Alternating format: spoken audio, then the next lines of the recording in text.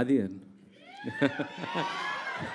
మొన్నటిదాకా బిజీగా ఉన్నావు, ఇటు ఎలక్షన్ క్యాంపెయిన్ ఎలా చేస్తూ ఇప్పుడు ఇటు వచ్చేసారు. ఏమంటే క్యాంపెయిన్ అయిపోయింది, ఇప్పుడు వాళ్ళు రోలింగ్ కూడా చేస్తున్నారు. ఎందుకండి అంటే త్వరలో నీకు ఎమ్మెల్సీ కూడా ఇవ్వబోతున్నారంట.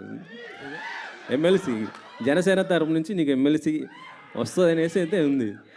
అలాంటివి ఏం లేవండి. నేను కళ్యాణ్ గారి కోసం వర్క్ చేశాను.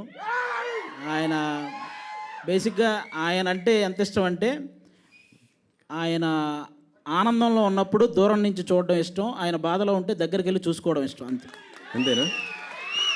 ఓకే. అయితే ఇప్పుడు అంటే ఈ ఎలక్షన్ టైంలో మొత్తం మనం చూస్తాం. కాకపోతే ఏంటంటే కొంత అల్లు అర్జున్ గారి పైన కొంత ట్రోల్స్ చేస్తున్నారు. అది పర్టికులర్ కొంత ఏరే వాళ్ళు సంబంధించి. మీరు కూర్చుంది అల్లు అర్జున్ గారి థియేటర్లో, మనం అల్లు అర్జున్ గారి గురించి ఇప్పుడు ఒక నేషనల్ అవార్డు విన్నర్ అండి. ఆయనకి మనం ఆయన మీద ఎవరైనా ట్రోల్ చేసే వాళ్ళకి నేను జనరల్గా చెప్తున్నాను, కళ్యాణ్ గారికి కానీ లేకపోతే మెగా ఫ్యామిలీ వాళ్ళకి కానీ ఎవరికి కూడా అలాంటి ఫీలింగ్ ఎప్పుడూ ఉండదు. వాళ్ళంతా ఎప్పుడూ ఒకటే. కాబట్టి ఒక నేషనల్ అవార్డు సాధించినటువంటి అల్లు అర్జున్ గారిని అలా కొంతమంది వాంటెడ్గా ట్రోల్ చేయటం కానీ, ఇలా కొన్ని తమ్మునేల్స్ పెట్టడం కానీ, ఇలాంటివి ఇక్కడి నుంచైనా ఆపేయాలని మనస్ఫూర్తిగా కోరుకుంటున్నానండి. అంతే, ఇంకా అంతకు. Okay okay. అశ్విన్ గారు హాయ్. అశ్విన్ గారు ఇక్కడండి. Hi brother. Hi brother. Hi.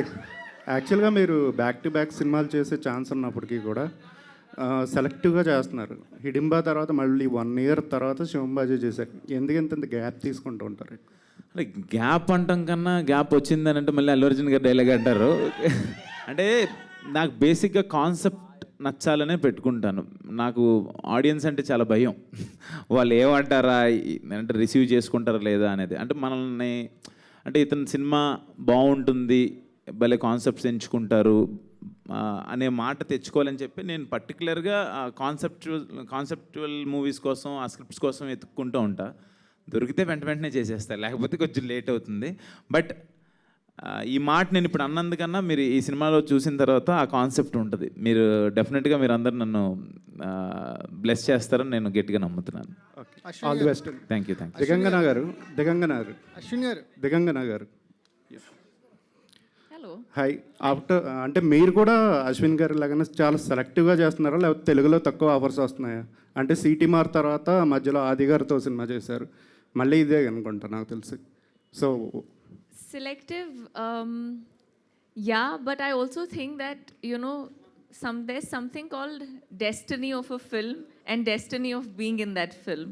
You know, the way that Shivam Bhaje worked out for me, I think it was one call, one line that I had heard, and I was rather thanking and happy that I was approached for the film and I got into the part.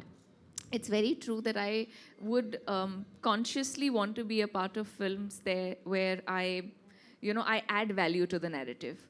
I don't just want to be in the film. So that's a conscious decision for sure.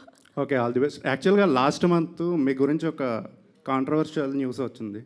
So You will hear the reply of that. I have the RTI is supposed to come in 2-3 days, so you'll hear that. I think it's I don't want to steep that low and even respond to that very frankly, because some people can. I'll tell you something. Since you've asked me that question, actors or anybody who's a public figure is always very fragile, right? Tomorrow anybody can stand up, say something about you, and you'll have to defend yourself, right? You can't go ahead and debate with that person because it will never make sense, right? And I think that's pretty much what I had to do. There was a time that I thought maybe I should just respond to it and say that it's just so stupid and baseless, and now, you know, everybody in Mumbai knows it too, and you guys will hear it too in like 2-3 days.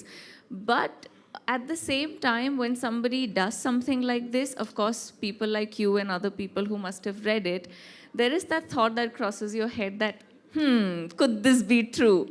So all that I have to say to anybody before you pick and point fingers on people that are established and public figures and can have some kind of a impression in the audiences, be very careful because you know these kind of things don't have the best repercussions.